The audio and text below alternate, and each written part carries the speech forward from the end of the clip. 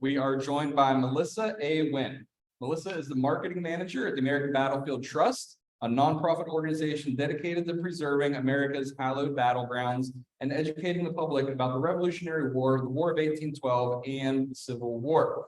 Previously, she was director of photography for HistoryNet, a publisher of 9 history-related magazines, including America's Civil War, American History, and Civil War Times, for which she served as the primary photo researcher, photographer, and regular writer.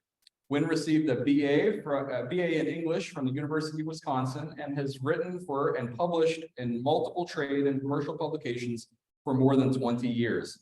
She was a 2015 finalist for the Jesse H. Neal Award for Best Portfolio. She's a member of the Professional Photographers Association, Authors Guild, and the Center for Civil War Photography. Winn collects photographs and ephemera with an emphasis on Union General John A. Rawlins, Chief of Staff to General Ulysses S. Grant, and images of the Dead Letter Office, which she is here to talk about today. You might recognize Melissa from some of the First Monday Facebook Live videos that she did with Dana Schoaf. Dana is watching on Zoom right now. He was hoping to be here with us today. But we really miss her, but she's doing amazing work with the American Battlefield Trust. So make sure that you still tune in, even though she's not on, make sure you still tune in with Dana and get some great history each month with Civil War Times Magazine on Facebook Live. And otherwise, I'm sure we're going to see lots of great things from Melissa at American Battlefield Trust. So without further ado, ladies and gentlemen, Melissa Winn.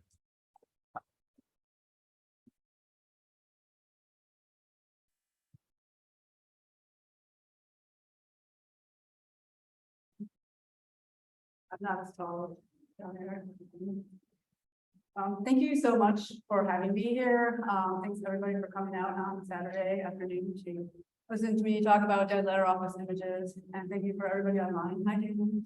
And everybody who's joining online, I appreciate it so much. Again, I am with the American Battlefield Trust, but you probably know me best from my work at Civil War Times Magazine and American Civil War Magazine and HistoryNet, where I did do a lot of the photo research, and that is sort of where I encountered this really neat subject of dead letter office images, which I'm going to talk about today. The first time I actually heard about dead letter office images was at a talk by Virginia Tech professor Kurt Luther, and he was actually talking about photo sleuthing, a program that he's working, or he was working on at the time. This is about 5 or 6 years ago, with facial recognition and trying to help identify Civil War soldier images through facial recognition. And so he sort of was discussing the idea of photo sleuthing, which there's a little bit of that aspect to the dead letter office images, which I will talk a little bit about. So a little bit of background about this. Dead letter office images are these photographs that ended up at what is called the dead letter office, and it is an aspect of the post office. And I'll explain a little bit more about that. But first, a little bit of background about why the dead letter office sort of came in possession of these photographs. At the beginning of the Civil War, of course, you have hundreds and thousands of men that are off to the war now. Many of them have never been away from home. They likely have left their state or hometown for the first time ever. And they're not really accustomed to sort of this stifling loneliness of the war. It's not all battles and fighting. A lot of it is downtime and boredom. So you've got hundreds of thousands of people writing letters home. They're lonely, they miss their relatives, so they are writing letters home to their family members and their loved ones. A lot of them might be poorly educated or they've never addressed a letter before. They've never been away from home, so they've never had to address a letter. Their handwriting may be illegible. So these letters that cannot be delivered would end up at what is called the dead letter office. The dead letter office was established in 1825. So this is a phenomenon, of course, dead letters before the Civil War. It was located in Washington, D.C., and it was specifically established to identify and investigate letters that could not be delivered. They were called dead letters. and try to return them to their intended recipients. Because of that aspect, there is this photosynthetic aspect to it, and the clerks were specifically granted by Congress the ability to open the mail. Of course, that's against the law. But if you were a dead letter office clerk, they were allowed to open the mail in order to read some of the contents. They weren't really supposed to read the entire letter, but they were meant to read some of the contents of the letter, maybe look at signature, additional address information, in order to help smooth out where these letters were supposed to go. Because of that, the clerks were typically, as this image sort of depicts, retired clergymen or women. They were thought to be basically possess of moral superiority, and they could be trusted more with some of the letters that had valuable contents.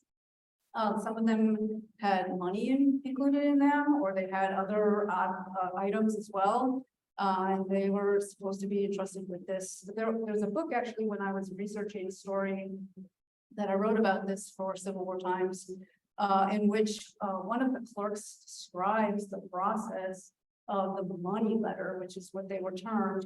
It says a money letter has 5 different records before it leaves the dead letter office, and is so checked and counter-checked as to make collusion or abstraction almost impossible in case any soul who surveyed it were fatally tempted. Other items such as advertisements or circulars, things that couldn't be claimed, they could not be delivered. They were just disposed of. So the dead letter office had an entire process for the disposal of items as well. And the interesting aspect of that is these photographs would technically fall under some of those items that could have been disposed of. And the dead letter office folks chose not to do that. And I'll get a little bit into that as well. Again, the dead letter office before the Civil War was busy, but not as busy as it is about to become. Because you now have all these hundreds of thousands of soldiers with their letters coming to the dead letter office, but there are also a couple of really interesting postage requirements that sort of inundate the dead letter office with additional office dead letters.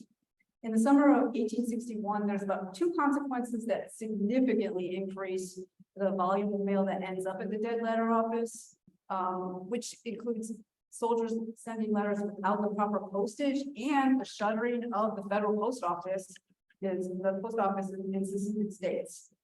As you can imagine, these post offices are not operating as they typically would if they're in the Confederacy.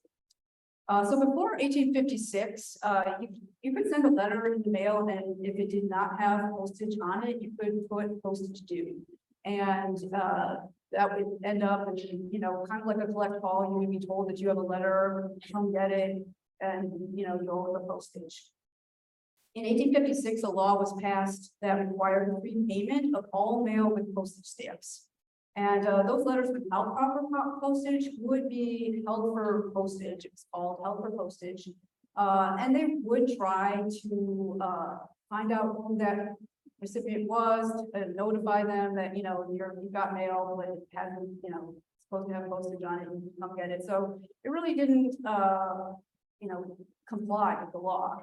So in 1861, a new post office regulation, of course, again, now you've got hundreds of thousands of letters coming in from soldiers. So now you kind of turn these investigators at the post office back into having to chase people down for postage.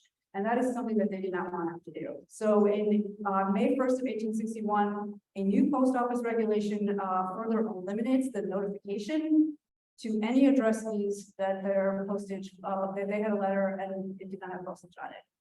So any letter that did not have proper postage on it went straight to the dead letter office. As you can imagine, this was a pretty stifling amount of mail that ends up. There's lots of soldiers off at war that don't have postage. They even, in general don't have postage. They might not know about this law, and it's only a few years old at the time. So in his annual report of 1861, Postmaster General Montgomery Blair actually complains about this regulation. He says, by immediately sending this class of letters to the dead letter office, It was expected that a proper compliance with the law would be enforced, but so far from this being the case, the number after 1 year's trial exceeds 10,000 each month. And the attention they require poses considerable additional labor and expense on this department. In 1862, the third assistant general postmaster, Alexander Zebeli, he kind of seeks to curtail some of this, not just for the post office clerks, but also to help soldiers' letters get home. So he creates what you see in the upper right-hand corner there, a soldier's letter stamp. And that would be if you were in camp and you were writing a letter home, you didn't have postage, you would get this soldier's letter stamp. There'd be somebody there to put that on there. Eventually, I've actually seen envelopes that it was pre-printed on them. You can see patriotic envelopes of the time period, and there were many of them that literally say soldier's letter on it, so that the soldiers would be sort of exempted from this need for postage in order for their mail to make it through. And again, the second factor regarding postage that sort of inundates the dead letter office is that the mail service in the seceded states is suspended on May 31st of 1861, just before the Confederate Post Office Department assumes control of its own postal system, which would happen on June 1st. So much of the mail that was intended to move between the North and the South ends up at the dead letter office. And it's considered undeliverable or unpaid. Again, in his 1861 report, Blair says, from the 1st of June to the 1st of November, there were received at the dead letter office, in consequence of the suspension of postal communication, 76,769 letters originating in loyal states and addressed to residents in disloyal states. And then he goes on to say, of this number, there were returned to the writers 26,711, 34,792 foreign letters were destined and returned as dead, and 2,246 of them were delivered to the loyal states to authorized agents of the parties addressed, making the whole number sent out 103,886, which is considerably more than 3 times the quantity sent out for the previous year, when that number was unusually large. In addition to the above, about 40,000 letters from disloyal states addressed to parties in the loyal states were sent to the dead letter office after the suspension of the postal service, a large proportion of which were forwarded to their destination. So that's a lot of mail ended up at the dead letter office. And you can see really stifling. At the same time, I'm going to talk a little bit about photography here. Enclosed with some of these letters home were soldiers' photographs.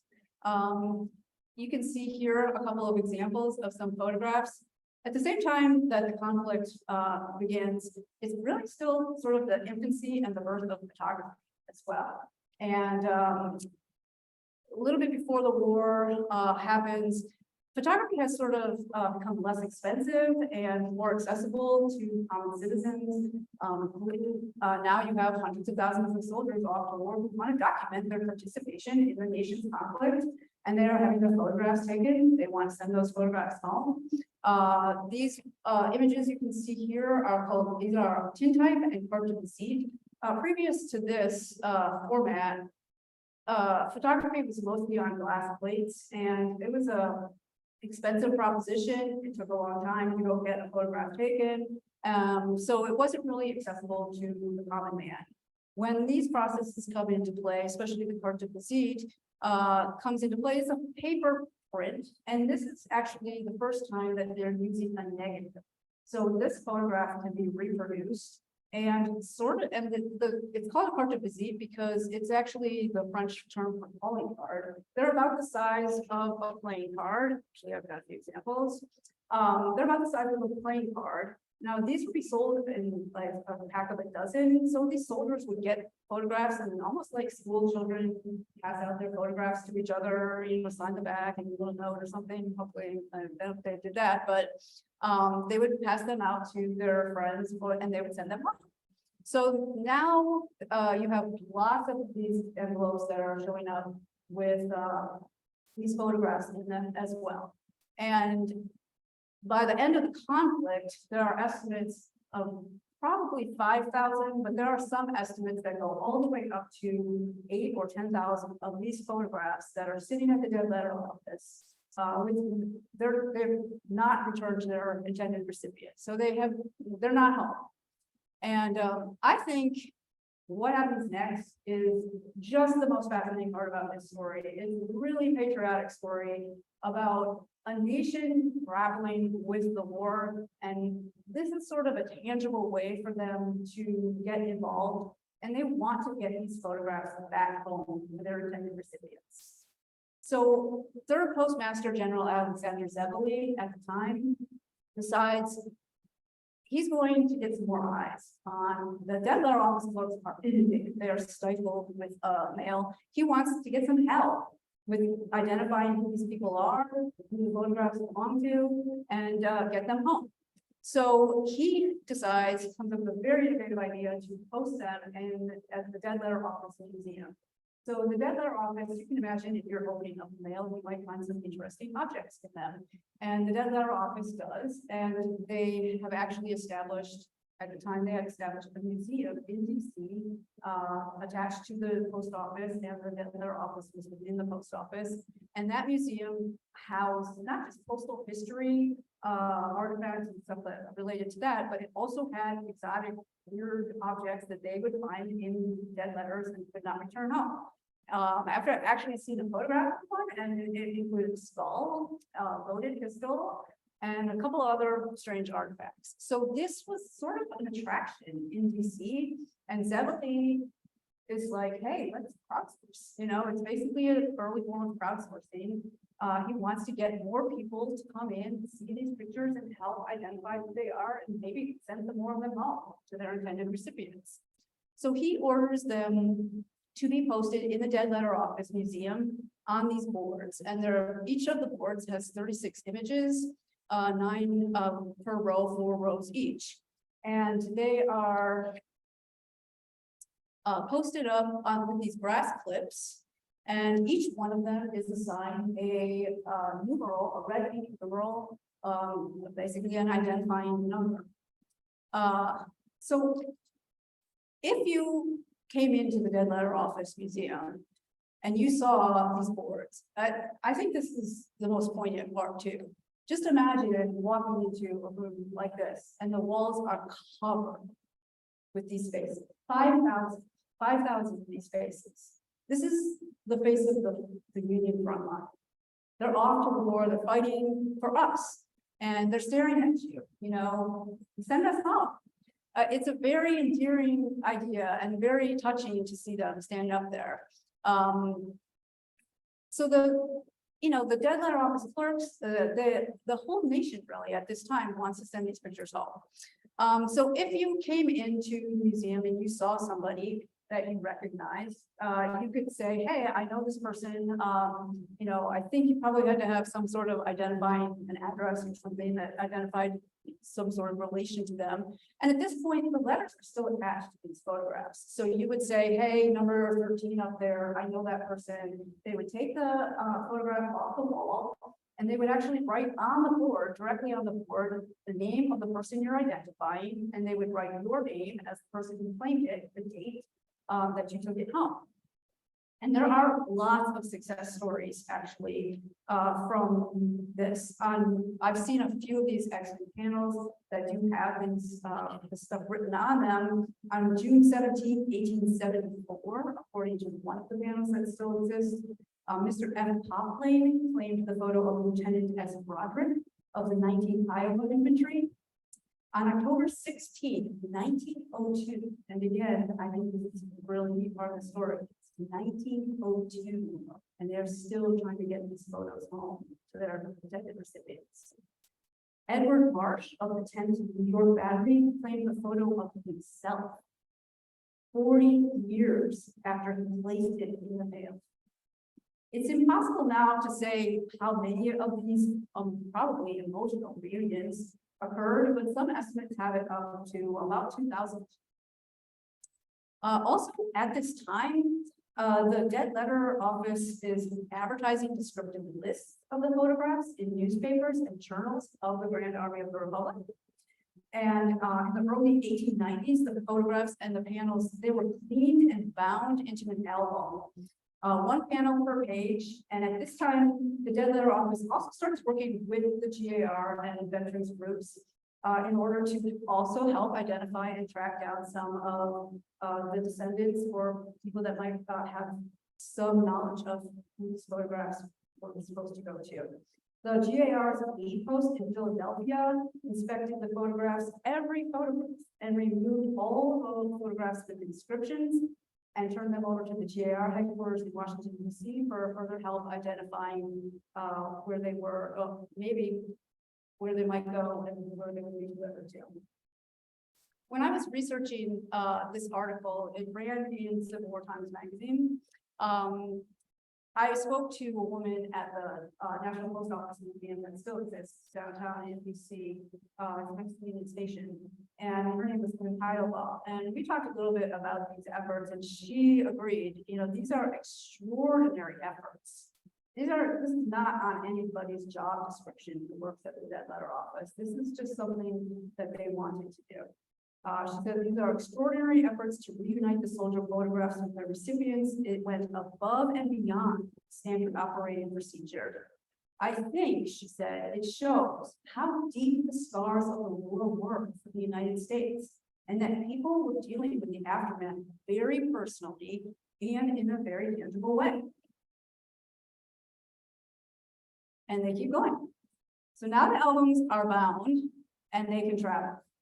So the United States has expanded, and the albums go out and expand with it. So they start to send the albums out to world fairs. It went to the Chicago 1893 Expo. They are seen at a couple other state fairs. And they actually are some success stories from this as well. You can imagine these are new eyes on these photographs. There's a whole new set of people. Everybody can't get to Washington, D.C., and I'm sure those descriptions in the newspapers were not very helpful. This is a whole new audience that's going to be looking at these photographs. In the 1898 Trans-Mississippi International Expedition in Omaha, the daughter of Civil War veteran J.J. Morgan claimed her father's photograph, which had been sent during the war from Indianapolis. It was intended to go to South Bend, but it never made it there. And he was serving with the 86th Indiana Infantry at the time. It had been in the Dead Letter Office exhibit for 35 years. There's a newspaper article that covered this aspect of the Trans-Mississippi International Expo in Omaha. The reporter said, there is a melancholy collection from the Dead Letter Office, including 2 cases of photographs of soldiers which were sent and miscarried during the Civil War. Looking at them, I thought, how young are most of the faces. So these fairs offered some new success stories, but you can imagine this is 1898, we're getting towards the turn of the century. They're fewer and further between. And they do end up back at the Dead Letter Office. In 1911, the Dead Letter Office Museum closes, probably for money-saving measures. But the album of soldier photographs still lingered at the Dead Letter Office for a little bit of time. Still available now. People knew of this album. They would come in and ask to see it, and they could, page through it, look through the photographs, and if they could identify somebody, they could take that photograph home. In the 1930s, it was placed in storage, and by the 1940s, the United States was embroiled in World War II. They were kind of seeking to free up some storage space, and they actually decided to sell the photograph albums to New York booksellers, which they do. And so when they sell these to the New York booksellers, then they take on a whole new life. Now they have a new story. They're out of the Dead Letter Office and they've taken on a different story. There was one collector, now they're collector's items. And anything about collectors, we're a little crazy. So the collectors, there's a few of them that identify these as exactly what they were, and they're intrigued by the story that these hung in the Dead Letter Office museum. One collector in particular, his name was Philip Medicus, he buys up a few panels of them, and he sells them, or gives them, actually donates them to the George Eastman Museum up in New York. And they're still there today, and these panels that you're seeing stand in here are all at the George Eastman Museum. When I was researching this story, I had heard that he had donated about 4 to 6 of the panels to the George Eastman Museum. So I called up there to ask them if they could verify the number that they had. And the woman's on the phone and she's in the back room and she's like, "Oh, I know that." And I'm like, "Oh my gosh, she's actually looking at his panels right now." And she thumbs through them and they have 10, actually have 10. So he donated 10 of them to the museum and they are all still up there today.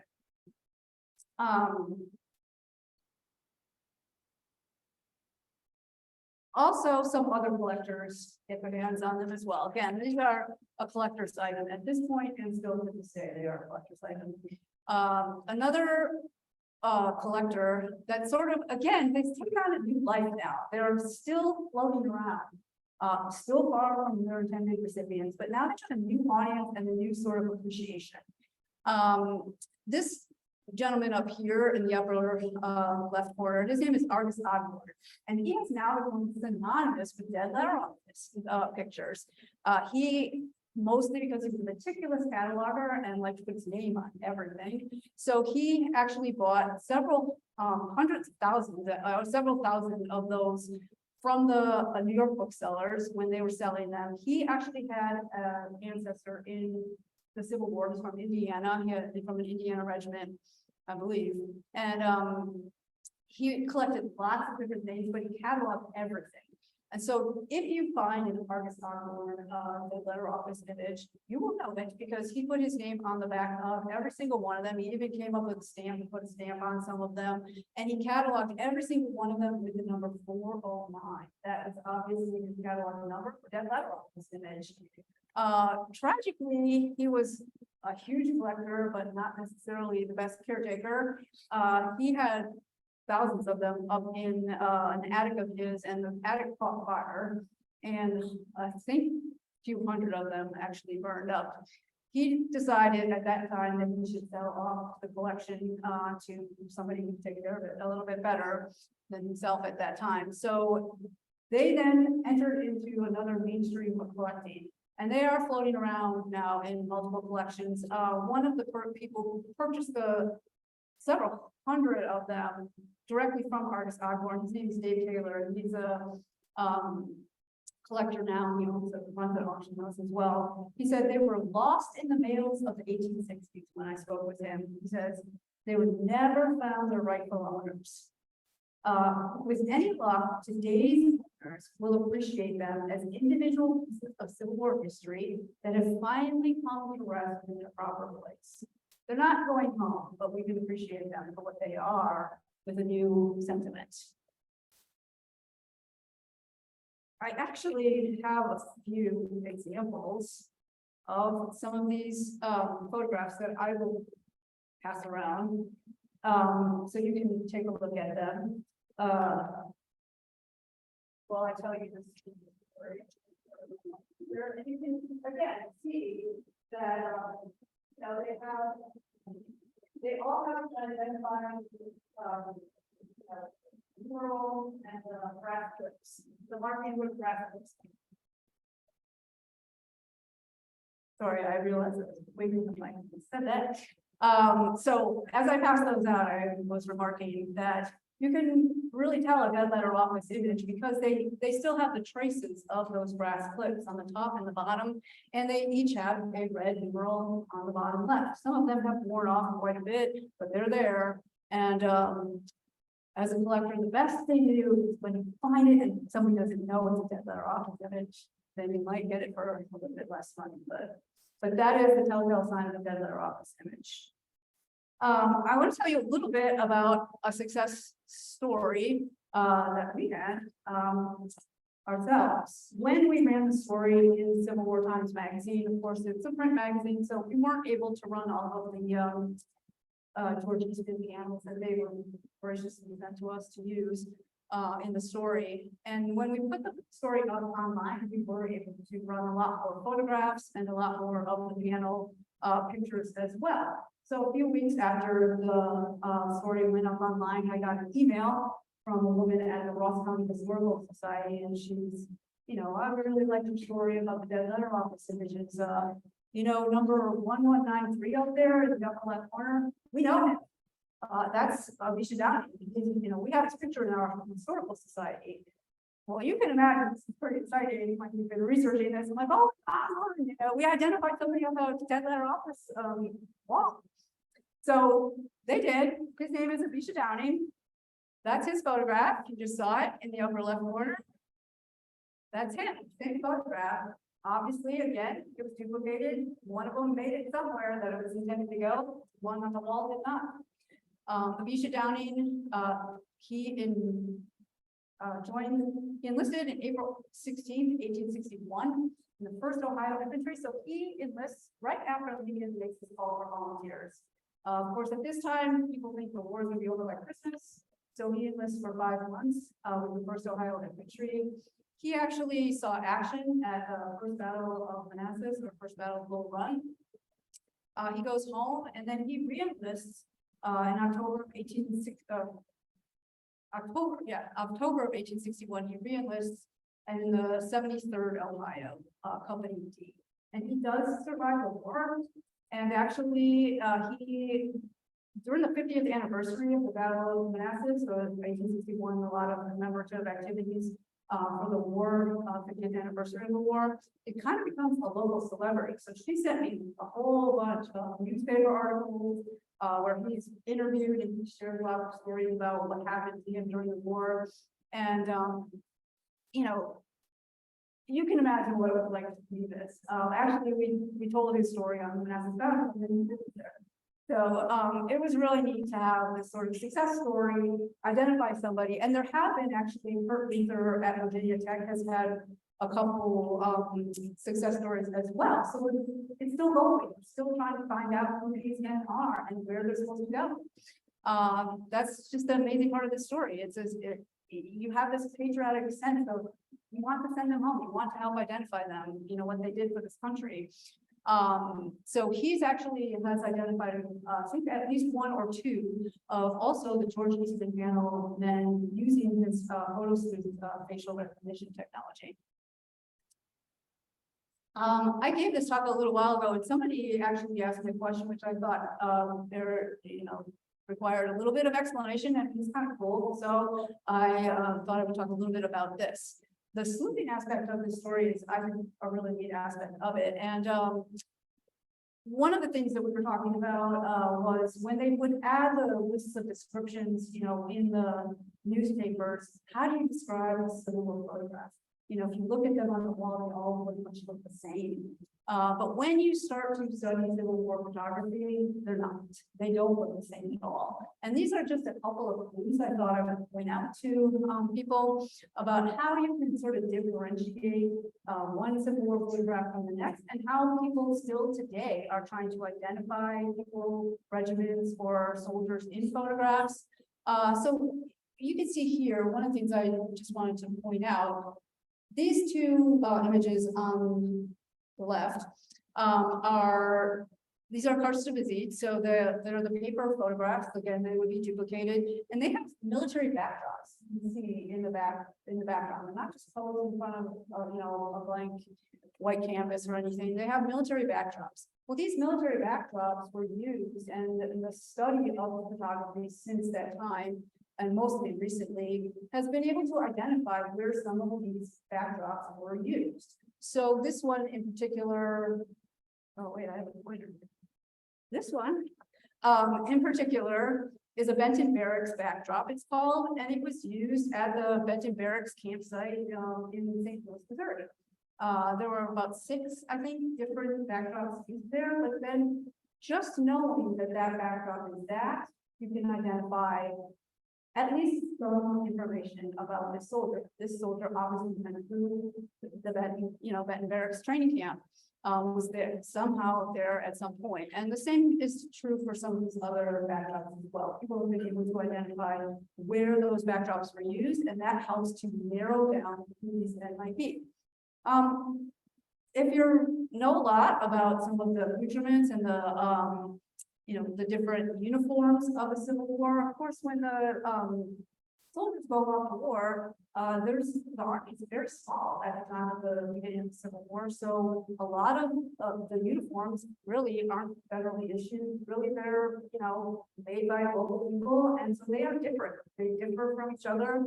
And if you study some of the uniforms, you might be able to tell that, this guy's jacket's longer than this guy's jacket. So that might identify what regiment this person is from. Even, down to like what kind of hat they wore. Some regiments specifically the only regiment that uses a specific type of hat. So you would be able to narrow down who that person might be based on that. You might not get their identification, but at least sort of sneak out a little bit of information about them. The same is true for back marks. So you can see here, these photographs, a lot of photographs have back marks on them. And that would be the photographer's mark of where they are located. So if you have, a back mark from somebody, I think this says Maryland, I can't. No, it says Cleveland. You can sort of deduce some information from this. Perhaps they went through Cleveland on their way somewhere, or they are from Cleveland. The soldier itself is from Cleveland. So you can help parse down some of the information based on the photographer backmark information as well. And this up here is what's called a tax stamp. And this really helps to narrow down if you're moving into Civil War photography to a specific time period between 1864 and 1866. By August, I think it is, of 1864, you need some more money to help fund the war, so they start to tax some items like photography. And the photographers were expected to put these tax stamps on there to show that they collected the tax. This one actually is canceled out. That showed the photographer would put their initials on it and cancel out the stamp to show that they collected the tax, and therefore anyone that has a tax stamp on it, that photograph was taken between 1864, August of 1864, and I believe it's October of 1866. So you can help narrow down some of the information about it through something like that. There's a lot more that a lot of other people could probably pull up photographs that I cannot, but I just thought that would be helpful. Also, I just wanted to tell a little interesting story about, back marks and, that these stories keep going. And this is what I think is really neat about Civil War photography. There's so much to be learned from the photos themselves. They are a primary source document. You can pull so much information out of the photograph, but you can pull information and stories out of the back marks as well. This is actually, and it just keeps, rewarding you. But this is a new addition to my collection, a dead letter office image that came up on eBay about a month ago, 2 months ago. And what's neat is on the back, it has the back mark that says Mead Brothers. And Mead Brothers itself has its own story to it, which I found after researching it. It says the Mead brothers, Harry and Charles, were pioneers of photography in the United States. Henry was only 20 when he set up his first studio with 16-year-old Charles in 1842. So they are some of the first photographers in the United States. They actually bring this technology over there. They would eventually move to the Broadway address that's on this back mark. A lot of these back marks will have an address, or some of these are really neat. They'll say like across the street from the post office, or across the street from the flower shop, something. There's just neat little descriptions too. So they had a very successful photographer. They photographed actors, politicians, all sorts of people. But they actually met sort of a tragic end themselves. In 1858, Charles died of tuberculosis at the age of 31. And he was largely the innovator of their business and the one who came up with the ideas. Technology, photographic technology at this point is sort of like computer technology right now. It's rapidly changing, and you needed to stay abreast of it in order to keep up with the competition. Charles was the one that did that, and so when he died, Henry he sort of just suffered depression, but really sort of just kind of gave up running the business, and their sister took over some of it. And in 1865, he actually ends up at the Tammany Hotel, which is a pretty popular hotel in New York at the time, and took poison. So the back mark itself has this incredible story that just sort of lives there on the back of the things that are all these images. So to me, I think the stories are just incredible. And again, this idea of the face of the war. These are a few of the photographs from my collection. Again, you can kind of see the different back marks. You can see, different props that would have been used, different poses. These photographs themselves each have their own story. And I think that's the most fascinating part about the story. I call them interrupted sentiments because they were interrupted. They were meant to be said to someone, they were meant to go home, and they did not make it there, but they still hold the story within that. And we can still, enjoy the story that they hold and, appreciate them for that. That is, I will take some questions if anybody has questions.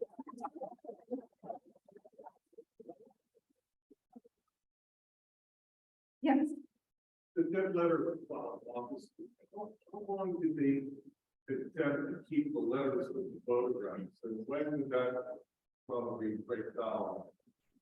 I'm sure eventually it did. Have all the photographs. Right. So the question is, at what point do the letters, at what point does the dead letter office abandon the letters and the photographs together? When do they become detached? Because they do become detached, you're correct.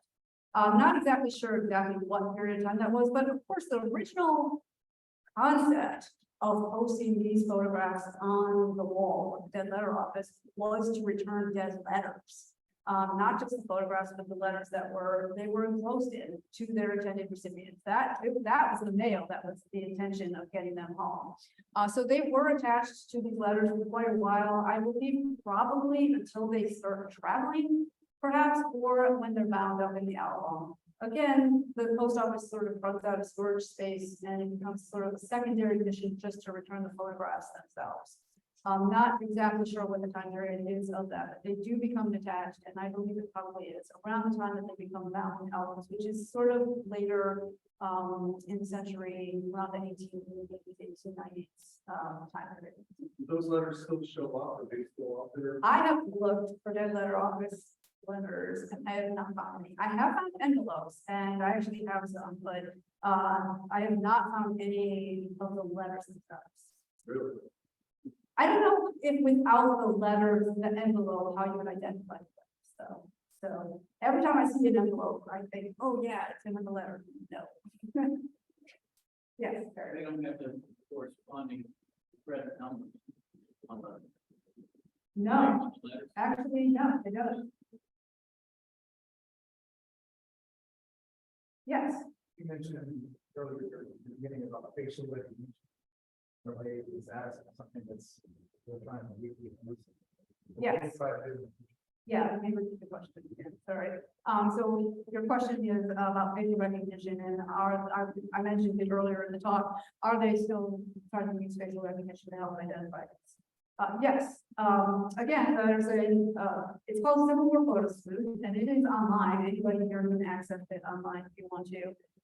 It was created by her producer, and I believe probably with some partnerships as well, to use facial recognition, not just to identify dead letter office, but other images as well. And that actually is a crowdsourcing program in which I can go home, upload my photographs. If I know who my photographs are, I put identifying information with them. And then the facial recognition software, if I say, take a photograph and say, I don't know who this person is, and put it up there, if it has matches, it will give you the matches. Of course, it will give you a lot of matches, and you kind of have to decide, is that a real match or sort of close, or so it's not an exact science. It will find stuff that is similar, because of course there's a lot of times when the poses would change, or these men would have a photograph taken in 1861 and they would look different by 1865 and in the war. So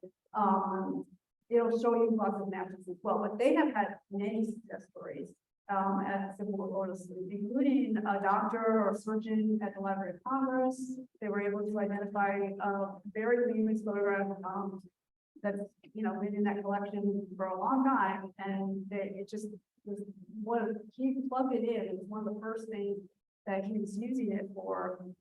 Plug it into that database at Library of Congress, and boom, it matched up with, I think it's the Massachusetts Historical Society picture, just the same as the Ross County Historical Book. It's like, wait, you got that one, So yes, there are some success stories that way. Yes, This is sort of backing up. I can't quite fathom where and when all these photographs would be taken. It's down there. oh, In a city about to take off, or was that's a a great question. Yeah, that's a great question. So the question is, when are the soldiers having the photographs taken? And where? Yes, so that's a very good question. Lots of these soldiers, at all different points of their service, so some of them would have it taken, they could issue their, uniform, they'd go home, get their photograph taken right before they left. Some of them would come home on leave and they would have their photograph taken. Many of these photographers follow this business. They follow these regiments, that they follow the camp they set up right in camp, and they would have a photo studio right in camp. That's where some of these backdrops, why you can tell some of these backdrops belong with specific regiments, specific areas, because that photographer used that backdrop in that studio. They propped up between 1862 and 1863 in this one spot, so they would actually have the photographs. That's what it is. If it was taken at home, chances are the handle would pick up the photo. Right. But if it's just, okay, I'm setting up my phone and choose. Yes, a lot of them are, they're camp photographs. Absolutely. They're out in the field, they're having there's a lot of downtime before, much more than you could probably imagine. And yes, so if they came, if they moved or they marched closer to a city that had a photographer, some of these men would go together. I have a whole collection of about, 5 or 6, I think, 42nd Wisconsin guys. They're all from the same photographer. They obviously had the day off and they went into town to Cairo, got their picture taken, and they all look exactly the same. And they also find them up in albums, and some of them would give them to their the commanders of the units, or it was a popular thing for them to do. But yeah, that's a great question, because it happened at all different points. And a lot of times some of these would happen away from the war, and you do see in letters, did you get my photograph? I sent my photograph, and then again, this is really the first time where somebody can go off to war and write home and say, send me a photograph, and what it would cost. So the cards of the seats were about 25 cents for the time, and you get 12. So, and actually, that's another neat thing about the tax stamps. You can start to decipher how much the photography costs, and of course, the materials will be cost. So there are hard images on black plates, and those might be more expensive than the paper photographs. But if you look at the tax stamps, they choose them tax stamps meant to purchase price the price. If we said tax stamp, then it would be a bit more expensive. So the tax stamp corresponds with the value of the property itself. Yes. You see what we're studying, one of these,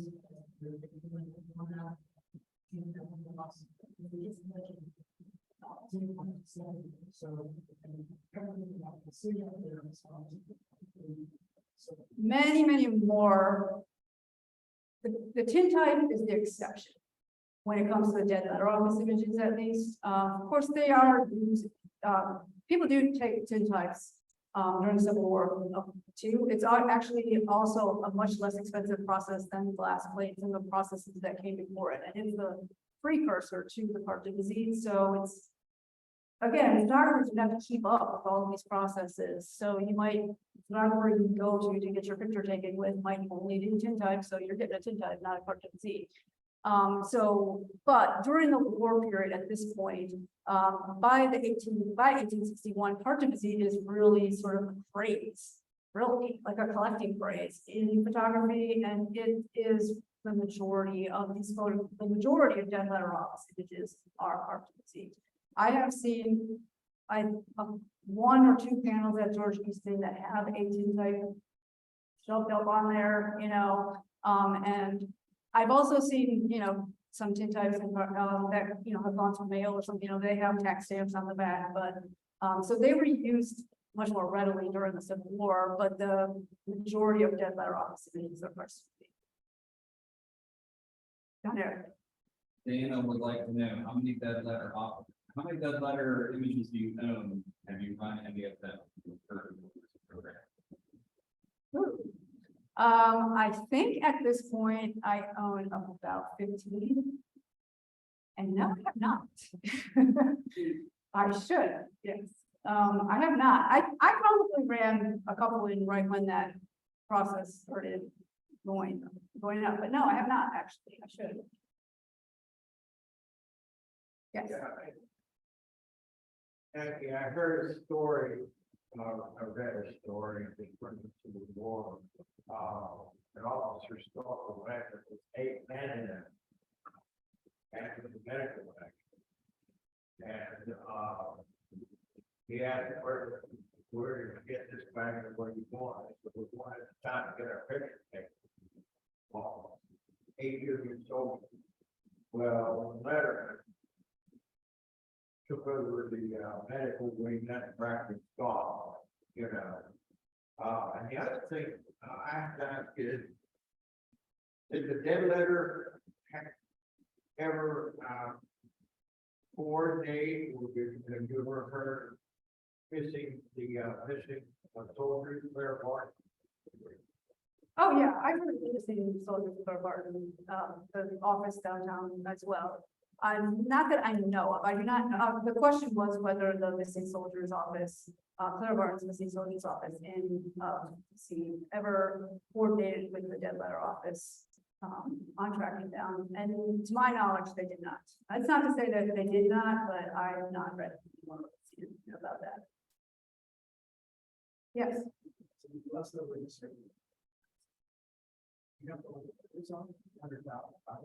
No, I know. My guess is they were disposed of. You know, again, the question was, we don't know where the letters are. I know I'm frustrated by it too, so, I would love to get my hands on some. And again, every time I see them up, I'm like, oh yeah, this is gonna have a letter. No. Is there anything equivalent today of dead letter bags? They just toss things down, they don't track us down. So actually, the dead letter office still does exist in the form, I guess. It's not really called the dead letter office anymore.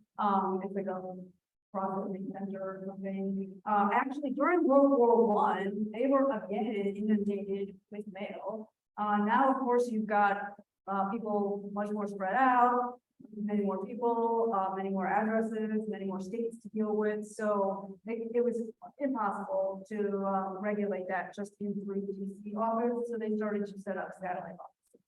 So actually, they have many satellite offices out in the states. Lots of those are closed, but there are still some processing centers. I think that's what the term is used now. I know there's one in Atlanta, and I think there's at least one other that's still processing them. I actually, they still find really interesting stuff too. There's actually a story, I don't know the full details, so I'll probably, destroy the story. But I think a stolen Matisse painting was actually found at the dead letter office processing center in the 20th century. So they still find interesting stuff. Yes. Hey, Melissa, I just wanted to say, I like that you said these are the faces of the union front line that fought for us. Let's get to politics. Yeah, thank you. Again, I do think that's the story here is, this is the union front line. They were out there, they're at service for us, so we can try to help them. That actually being said, I will say the Confederate states did have a dead letter office as well, but they really disposed of stuff. That was not this national effort to return things off. So. Great. Well, thank you, Melissa. Thank you.